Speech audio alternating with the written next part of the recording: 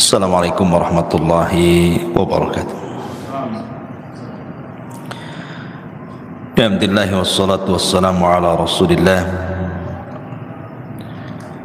wa ala alihi wa sahbihi wa mawalah wa la hawla wa la quwata illa billahi wa ba'd. Alhamdulillah di pagi hari ini kita bisa duduk untuk bertolabul ilmi setelah melaksanakan kewajiban Allah subhanahu wa ta'ala, salat subuh berjamaah. Dan karena di pagi hari ini mendadak kita buat kajian, berarti temanya adalah kultum, kuliah terserah antum. Artinya bisa pendek, bisa panjang. Baik, salawat dan juga salam kita hadiahkan kepada Rasul kita Nabi besar Muhammad sallallahu alaihi wasallam. Ma'asyiral muslimin yang dimuliakan Allah subhanahu wa ta'ala, mungkin di antara kita sering mendengar kajian tentang seputar azab kubur. Tetapi di sana ada pembahasan lain dari sisi azab kubur itu adalah nikmat kubur. Inilah yang terkadang sebagian kita tidak paham bahwa banyak bisyarat, kabar gembira yang akan didapat oleh orang-orang yang beriman di dalam kuburan. Apa saja kabar gembira yang Allah subhanahu wa ta'ala berikan kepada seorang mukmin ketika Allah masukkan ke dalam kuburan? Inilah pembahasan di pagi hari ini. Ma'asyiral muslimin yang dimuliakan Allah subhanahu wa ta'ala, pertama, kabar gembira saat kematian dulu. Disebutkan di dua surat dalam Al-Quran. Pertama surah An-Nahl ayat 31 dan 32, kemudian Fussilat ayat 30. Dalam surah An-Nahl Allah subhanahu wa ta'ala mengatakan, kadzalika yazzillahul muttaqin alladzina tawaffahumul malaikatu tayyibina yaqulun salamun alaikum udkhulul jannata bima kuntum ta'malun. Demikianlah Allah memberi balasan kepada orang-orang yang bertakwa. Siapa orang yang bertakwa? Yaitu orang-orang yang ketika diwafatkan oleh para malaikat dalam keadaan baik, maka mereka, para malaikat, mengatakan kepada mereka, salamun alaikum, keselamatan bagi kalian, masuklah ke dalam sorga karena apa yang kalian kerjakan.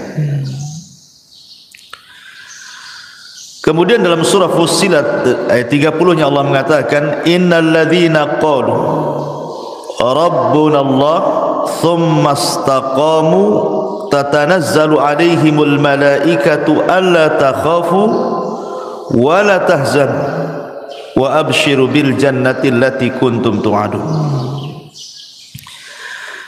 Sesungguhnya orang-orang yang mengatakan Tuhan kami Allah, kemudian mereka istiqomah padanya, maka malaikat akan turun kepada mereka dengan mengatakan, janganlah kalian takut, janganlah kalian sedih, dan bergembiralah kalian dengan surga yang telah Allah janjikan kepada kalian. Jadi kabar gembira pertama adalah saat detik wafatnya seorang mukmin, mereka akan bahagia. Kenapa mereka akan bahagia? Karena malaikat yang membisikkan di telinganya itu adalah bisikan-bisikan kebaikan. Sehingga kita lihat seorang mukmin itu kalau meninggal macam-macam, terkadang Allah tampakkan kebahagiaan. Terkadang dia tersenyum, terkadang ditampakkan keringat di dahinya, terkadang bisa mengucapkan kalimat la ilaha illallah, terkadang dia membaca Al-Quran, terkadang meninggal saat solat, dan begitu seterusnya. Dan itu kegembiraan yang pertama yang diraih seorang mukmin saat wafatnya. Kemudian yang kedua, saat masuk ke liang lahat. Kita tahu bahwa dalam proses peristiwa-peristiwa kubur itu ada 4 peristiwa. Pertama disebut dengan dhagtatul qabri, himpitan kuburan. Yang kedua disebut fitnatul qabri, 2 malaikat yang bertanya, Munkar dan Nakir, atau disebut dengan fitnah kubur. Yang ketiga azab kubur, dan yang keempat nikmat kubur. Kita tahu bahwa peristiwa pertama di kuburan itu adalah himpitan kubur. Setiap manusia pasti dihimpit kuburan, tidak mukmin, tidak kafir, semua kena. Mau anak bayi, mau anak dewasa, mau laki-laki, perempuan, pasti terkena himpitan. Dan himpitan kubur ini disebutkan dalam sebuah hadis Nabi SAW mengatakan, Inna lil qabri dhagtatun, sesungguhnya kuburan itu memiliki himpitan.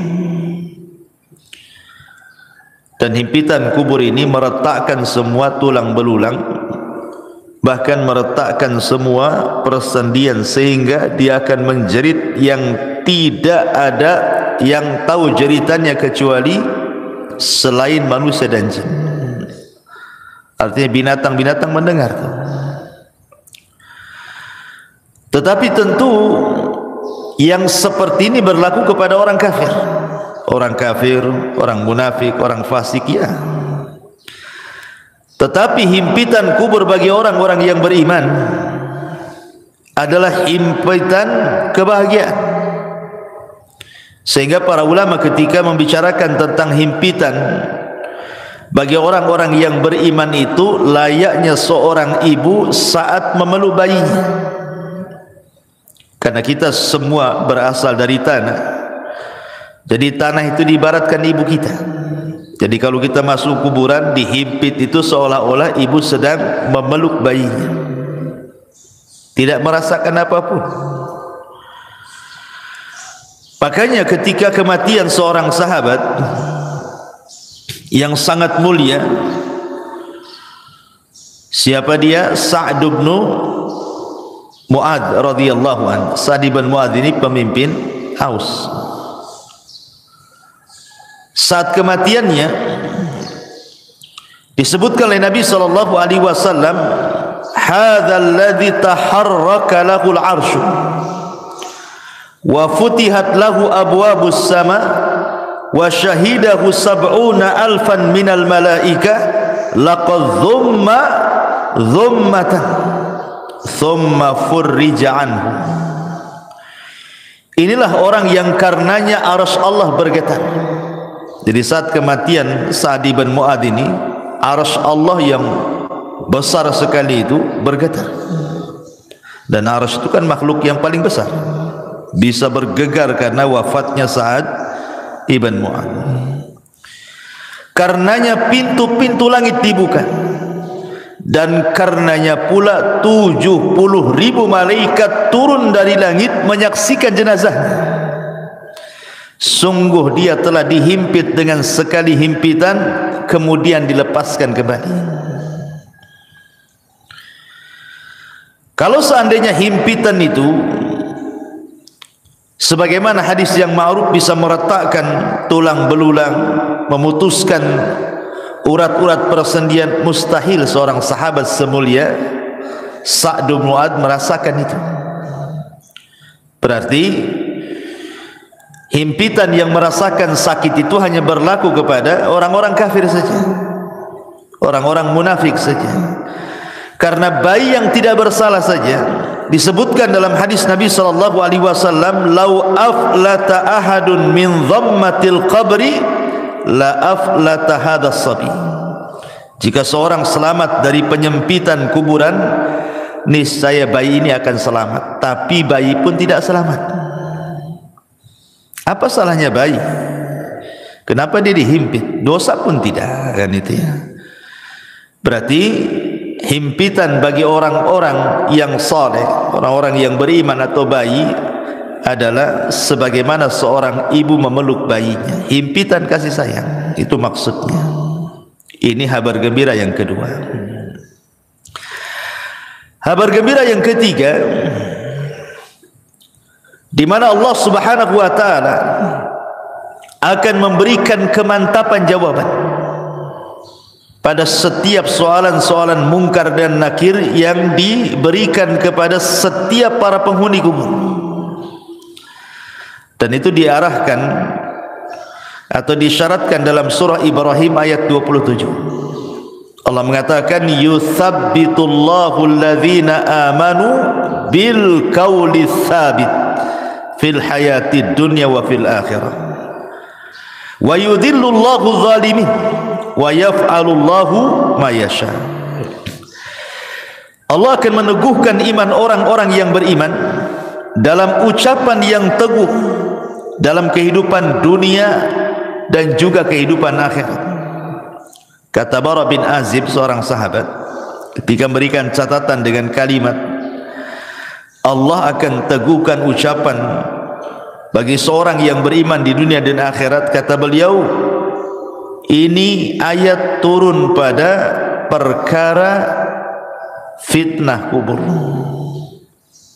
Jadi orang-orang yang beriman apabila ditanya siapa Rabbmu, maka dia langsung menyaut Allah. Siapa nabimu? Langsung menyaut Muhammad. Apa agamamu? Langsung menyaut Islam. Siapa yang bisa menjawabkan ini?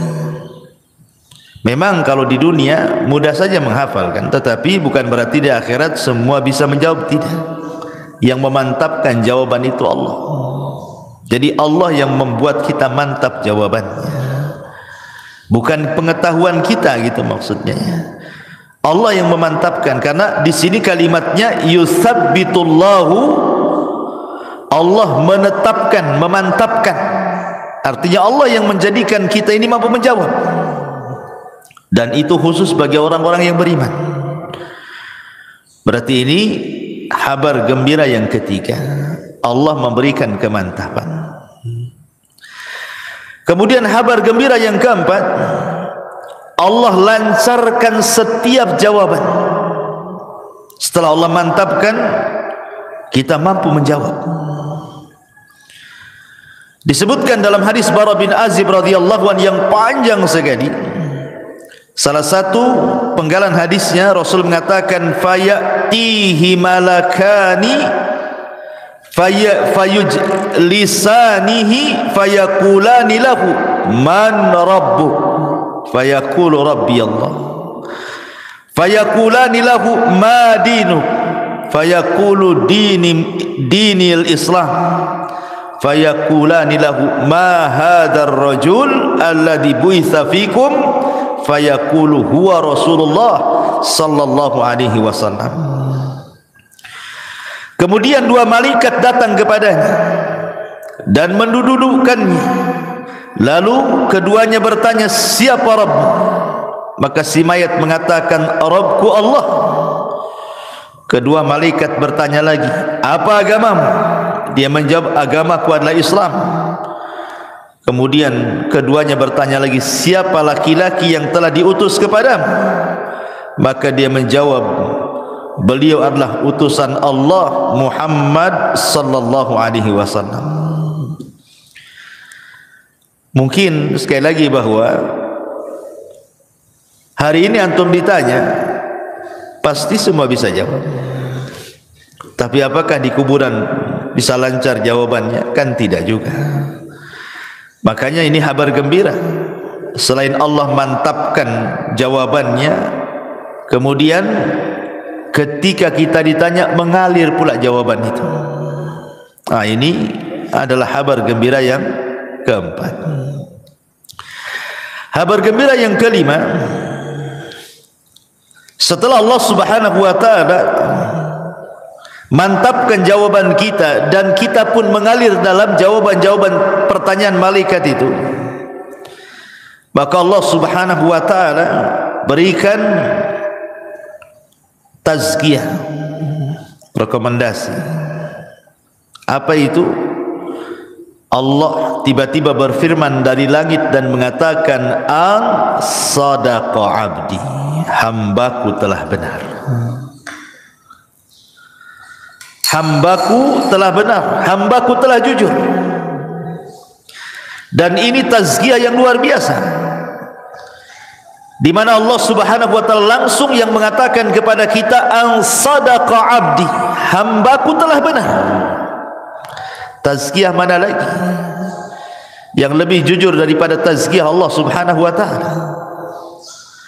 Kabar gembira mana lagi yang lebih bahagia daripada Allah mengatakan kepada kita, kita dianggap orang jujur. Kalau manusia, anak katakan antum orang jujur, belum tentu orang mengatakan antum jujur. Tapi kalau Allah yang mengatakan jujur, manusia mendustakan kita terserah, tidak ada urusan.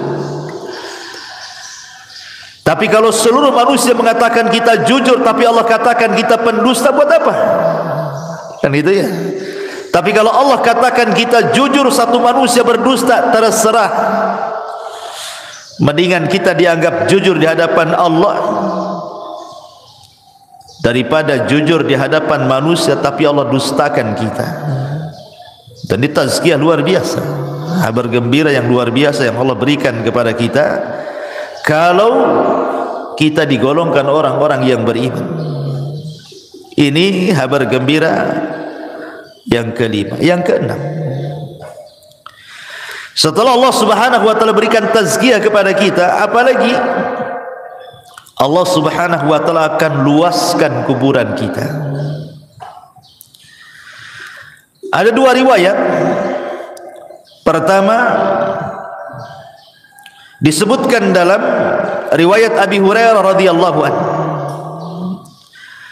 di mana Nabi sallallahu alaihi wasallam mengatakan, "Tsumma yubsahu lahu fi qabrihi sab'una dhira'an fi sab'in." Sab'una dhira'an fi sab'in. Berapa luasnya kuburan itu? Kata Nabi SAW, kemudian kuburannya diperluas 70 kali 70 hasta. Satu hasta itu segini, ini satu hasta. Ya. Kalau 70 dibagi 2 berarti berapa? 35 meter. Kalau 30 kan 60, berarti 35 meter. 35 meter kali 35 meter, 70 kali 70 hasta, berarti 35 meter kali 35 meter, kan itu ya kalau dibuat meteran. Ini satu riwayat. Jadi kuburan yang sempit tadi yang hanya 1 kali 2 meter gitu ya, dijadikan oleh Allah Subhanahu wa taala menjadi 70 kali 70 hasta. Luasnya, meluas kuburannya itu ya.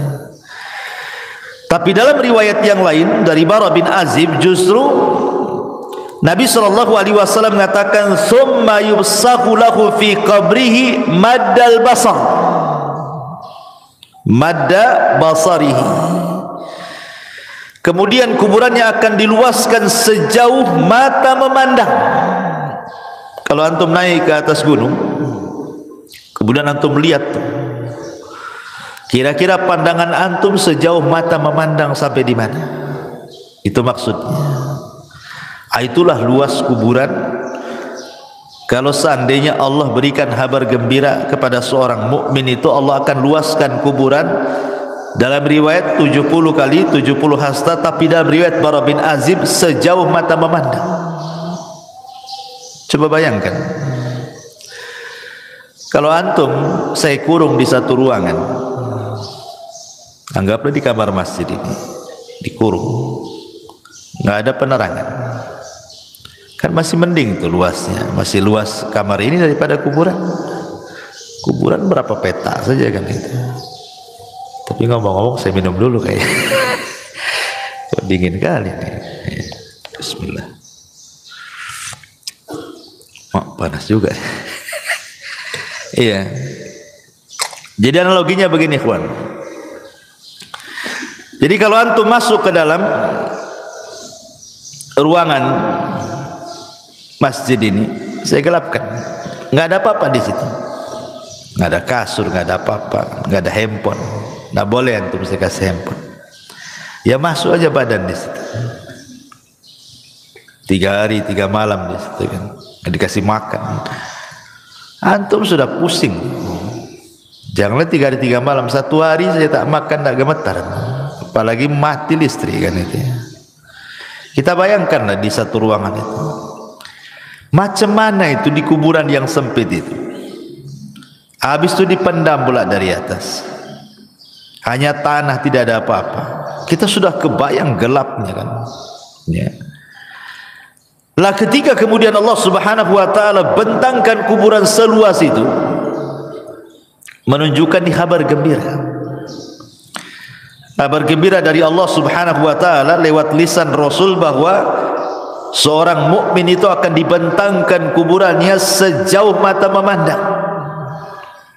Artinya tidak akan sumpek gitu maksudnya. Kita kalau berada di ruangan sempit kan sumpek gitu. Tapi kalau di ruangan terbuka kan rasanya los gitu pandangan itu. Dan ini kabar gembira. Kemudian yang nomor 7, bukan hanya diluaskan saja, yang lebih hebat daripada itu apa? Dibukakan pintu surga. Subhanallah ya. Padahal belum ada kiamat, tetapi pintu surga sudah dibukakan, kemudian diarahkan pula ke kuburannya. Dan itu disebutkan dalam hadis di mana Nabi sallallahu alaihi wasallam bersabda, "An sadaqa 'abdi fa afrishuhu minal jannati waftahu lahu baban ilal jannah." Hambaku telah benar, hamparkan permadani untuknya dari sorga, bukakan pintu-pintu sorga kepadanya. Subhanallah ikhwan, bayangkan kita dihamparkan permadani dalam kubur itu, mengarah ke pintu sorga, kemudian pintu sorga pula dibuka. Ketika pintu sorga dibuka itu, ada kabar gembira yang nomor 8. Apa itu? Allah Subhanahu Nabi sallallahu alaihi wasallam mengatakan, wa albisuhu minal jannah, hantarkan pakaian dari sorga. Ketika mayat itu hanya 3 lapis kain kafan saja, kemudian masuk ke dalam liang lahat, entah tahan berapa bulan tuh yang namanya kain kafan itu, lama-lama kan hancur juga. Tapi sebagai gantinya apa yang terjadi? Wa albisuhu minal jannah, Allah Subhanahu wa taala akan pakaikan kepadanya pakaian dari sorga, dan pakaian dari sorga itu semuanya sutra, min sundusin wa istabraq, rata-rata sutra dihantarkan dari sorga. Kemudian kabar gembira yang nomor 9, fayatihi min rauhiha wa tibiha. Kemudian Allah Subhanahu wa taala hantarkan pula raihiha wa tibiha. Apa itu? Wewangian dan bau semerbak yang luar biasa yang Allah hantarkan ke dalam kuburannya, menjadi wangi kuburannya. Kita saja di ruangan kan pengennya wangi, harum gitu kan. Masuk ke hotel-hotel mewah itu harum gitu ya. Kan itu sebuah nikmat, kabar gembira. Belum lagi makanan dari sorga, belum lagi minuman dari sorga. Itu kan kabar gembira yang luar biasa. Bahkan yang lebih hebat lagi, nomor 10-nya adalah Allah subhanahu wa ta'ala datangkan kepadanya orang yang sangat baik hati. Disebutkan dalam sebuah hadis, jadi akan didatangkan padanya seorang laki-laki yang rupawan, berpakaian indah, beraroma wangi, untuk menemani dia selama dalam kuburan. Kemudian si mayat ini heran, kemudian bertanya, man anta, siapa engkau ini? Fawajhukal wajhu yaji'u bil khair, wajahmu adalah wajah yang membawa kebaikan. Siapa kamu ini? Karena ikhwan, kalau kita analogikan kan, orang di penjara lah, masukkan ke dalam penjara, kemudian hanya satu sel satu orang saja, akan boring. Sepandai-pandainya orang itu buat aktivitas, pasti ada bosannya juga kan. Berbeda kalau seandainya satu penjara itu hanya 2 orang, pasti ada komunikasi itu, nggak akan boring kalau 2 orang kan? Berbeda kalau sendiri kan, lontang lantung, bingung sendirian kan. Kalau berdua kan nggak bosan orang itu. Makanya Adam itu ketika dia di surga hidup sendiri, ketakutan dia. Akhirnya Allah subhanahu wa ta'ala ciptakan Hawa kan. Akhirnya hilanglah rasa takut itu. Lah ketika kemudian orang dalam kuburan itu sendirian, kemudian dihantarkan teman yang baik, teman ini kemudian rupawan, wangi, enak ngomongnya, tiba-tiba ngajak bicara, terus tahu-tahu tidak sadar bahwa dia sudah lama di kuburan tuh. Tahu-tahu teman yang baik ini memberitahukan bahwa kiamat sudah dekat. Makanya kemudian heran ini si mayat ini dan mengatakan, man anta, siapa kamu ini? Maka orang ini mengatakan, ana amaluka salih, sayalah amal soleh, sayalah solatmu, sayalah zikirmu, sayalah puasamu, sayalah silaturahimmu, sayalah puasamu, sayalah baca Quran, dan begitu seterusnya. Dan ini kabar gembira yang nomor 10 yang luar biasa. Kemudian yang nomor 11, kabar gembira yang nomor 11, di mana orang-orang yang beriman tidak akan merasakan lamanya tinggal di kuburan. Anggap saja sejak zaman Adam sampai sekarang, berapa ribu tahun tuh dalam kubur itu, ya kan? Atau janganlah sejak zaman Nabi, para sahabat, 14 abad silam kan, nggak dikiamat-kiamatkan. Pertanyaannya, apakah mayat itu merasakan bimururil wakti, bahwa waktu itu berjalan seperti kita di dunia ini kan merasakan dengan berjalannya waktu kan, pagi, siang, sore, malam, besok pagi lagi, tahu-tahu sudah seminggu, sebulan, setahun. Kita kan merasakan tuh berjalannya waktu. Pertanyaannya, apakah orang yang di kuburan itu merasakan berjalannya waktu? Ulama menjawab, lihat, kalau dia mendapatkan nikmat kubur, maka dia tidak akan merasakan bimururil wakti, waktu yang berjalan tidak akan dirasakan bagi dia. Dan itu disyaratkan dalam kisah Ashabul Kahfi dan kisah Uzair dalam Al-Quran yang ditidurkan 1 abad. Kan ditanya itu, kam labista, berapa lama kau tidur kan?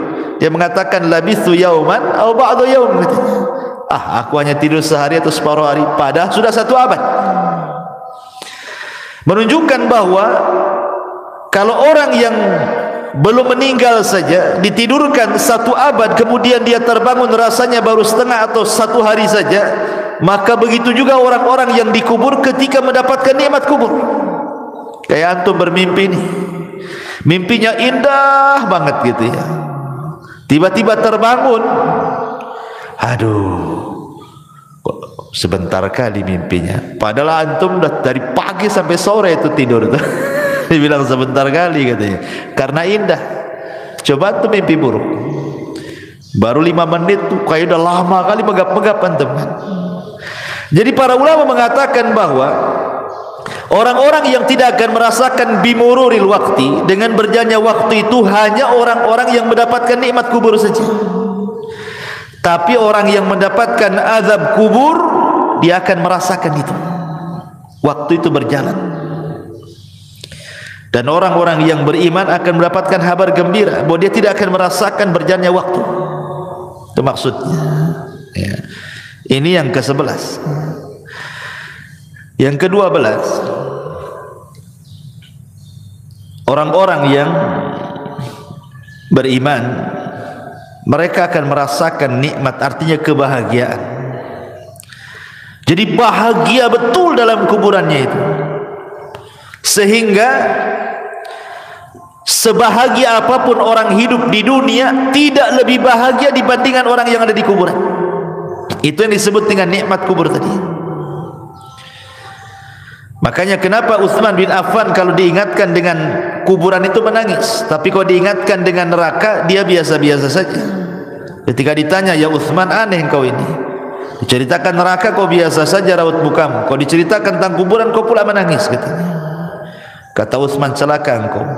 Kuburan ini, kata Utsman, bisa saja satu lubang menuju lubang-lubang neraka, atau dia adalah taman dari taman-taman surga. Jadi kita akan tinggal di taman. Itulah nikmat kubur namanya. Jadi nikmat kubur itu luar biasa. Makanya orang itu akan mendapatkan kenikmatan lebih nikmat dibandingkan dia pernah nikmat di dunia. Seberapa nikmat orang di dunia ini, masih nikmat kubur, karena kubur itu adalah jannah yang pertama, surga yang pertama sebelum masuk ke surga yang abadi. Tapi perlu diingat bahwa orang-orang yang di kuburan itu juga bisa merasa sedih, sama dengan ketika antum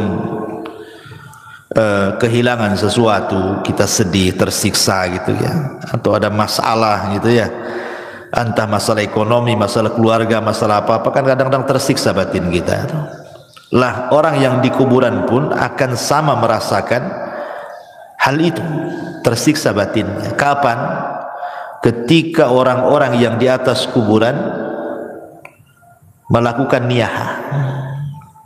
Niyaha itu artinya meronta-ronta, menangis-nangis gitu ya, menolak takdir gitu. Kalau nangis saja nggak apa-apa, namanya orang meninggal sedih, Rasul aja nangis gitu ya. Tapi kalau sampai niyaha ini membuat apa? Orang yang mati itu yu'adzab, diazab. Tapi bukan diazab di sini artinya diazab fisiknya, tidak, maksudnya diazab batinnya. Ya, kan ada hadis yang mengatakan innal mayyit yu'adzab bi bukail hayy. Rasul mengatakan orang yang mati itu akan diazab disebabkan tangisan orang hidup. Maksudnya niyaha, yang sampai merobek-robek, memukul-mukul. Karena saya pernah menyaksikan ada orang sedang koma, ini istrinya itu udah guling-guling tuh, guling tuh, sampai akhirnya diamankan sama kerabatnya, dimasukkan ke kamar, dikunci. Rumahnya tak jadi mati pula dia. Coba kalau mati apa nggak jelas tuh kan. Ya, artinya bahwa orang-orang yang seperti ini membuat mayat itu tersiksa. Maksudnya orang yang ada di kuburan itu yu'adzab, diazab. Maksudnya diazab bukan fisiknya tapi batinnya. Jadi dia merasa sedih gitu ya, tersiksa batinnya itu gara-gara tangisan orang yang di atas kuburan itu. Makanya kenapa nasihat saya, kalau ada orang yang meninggal itu sebenarnya dia hanya butuh 3 kata saja. Orang mati itu hanya butuh 3 kata. Kata yang pertama, Allahumma gfirlahu. ya Allah ampuni dosanya. Yang kedua, Allahumma arhamhu, ya Allah rahmatilah dia. Kemudian yang ketiga, Allahumma tsabbithu, ya Allah mantapkanlah dia.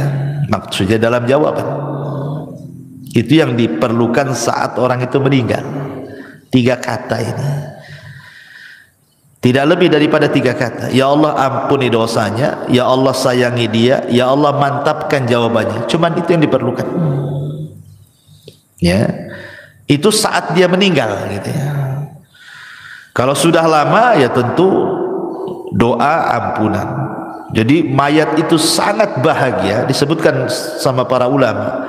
Yang paling dinanti oleh para penghuni kubur, entah ayah kita yang sudah meninggal, ibu kita, nenek kita, atau keluarga kita, mereka sangat bahagia itu apabila mendapatkan doa dari orang yang hidup. Jadi kalau kita mendoakan ampunan, rahmat, kata ulama, itu yang dinanti.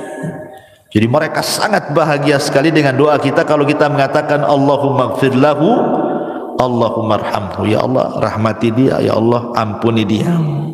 Dan juga sedekah yang kita niatkan kepada orang yang sudah meninggal. Inilah diantara 12 kabar gembira bagi para penduduk kuburan. Subhanallah bihamdika, asyhadu an la ilaha illa anta, astaghfiruka wa atubu ilaik.